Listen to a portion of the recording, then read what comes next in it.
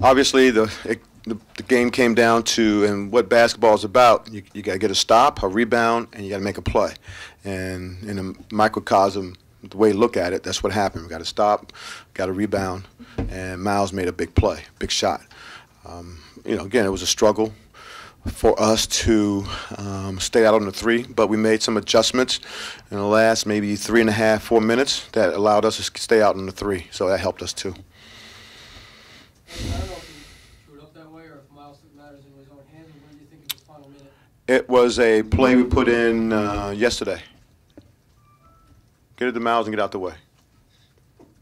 There is a call. No, we did talk about, we put in about 3 isolation plays yesterday in practice, and that was one of them. But obviously Miles was the catalyst in recognizing it, timing it, and making a big shot.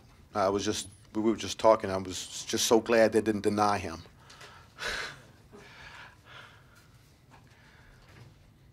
Can you talk about the effort of Wally Judge today and his performance? And Yeah, saw him hustling all over the court, sliding for balls out of bounds, and then obviously his dominance in the post today. Well, he certainly wanted to enjoy his Christmas because we didn't enjoy Thanksgiving after losing the way we did going into that break. So, Wally, with some emphasis in pregame toward the centers to really be aggressive on their centers. Their centers is the hub of their offense in a sense.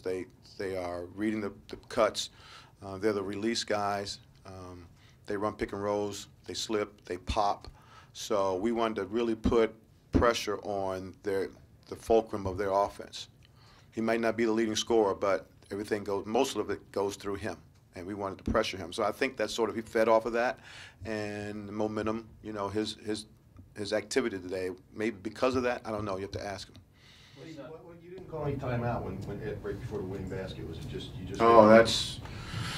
I don't want to. It's in the players' hands. It's in the players' hands, and calling a timeout to me allows them to set their defense, look at some of our need plays, maybe take away Miles on an inbound pass. So we already had the ball in play. That was something you don't have to worry about. If you call a timeout, you got to get the ball in play, and so there's always a little risk there. But you let it play. It's a tie game. Just let it play. It's in the players' hands. Any thought about fouling them on their final possession? No, we didn't talk about it. We didn't talk about fouling. I know we were up 3. Is that right? No, we didn't talk about fouling. Sometimes you have to be a big believer in that. I'm not a huge believer in that. And just want to give our guys just a mindset of guarding. Just guard. I guess you were worried about Wilson. Is he the guy you were looking at in that situation? I didn't care. I didn't want to single any person out. We went small. We said guard your man and guard the 3. Don't worry about someone going to the rim. Be alert for the outlet pass to go to the middle of the floor. Don't get sucked in to that pass where that next pass would be out to an open 3.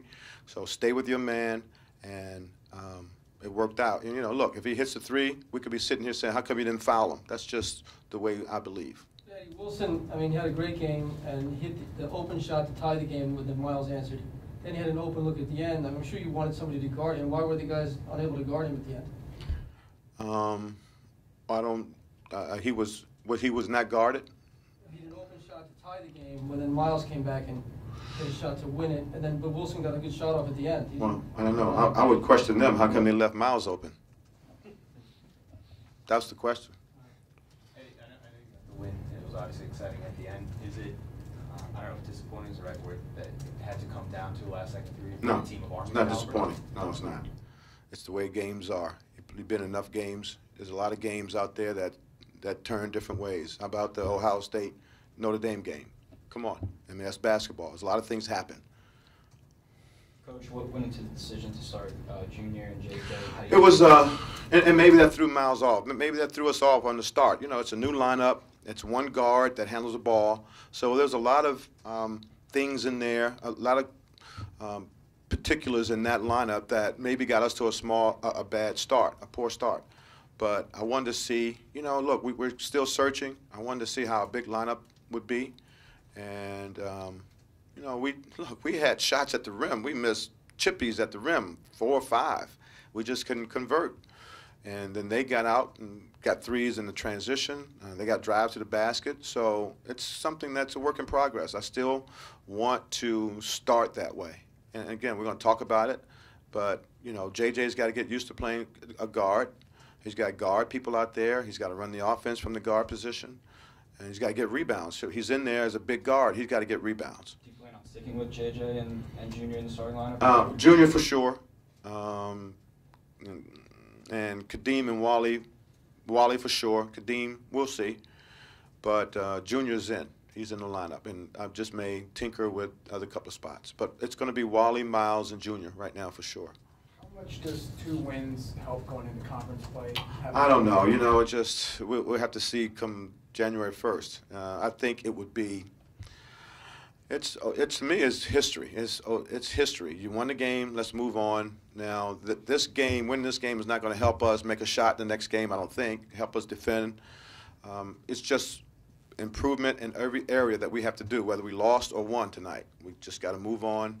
And it's just not, you can't hang your head on this win and say, look, we're in the driver's seat now. We're going to be pretty good against Temple and Louisville. No, it doesn't work that way.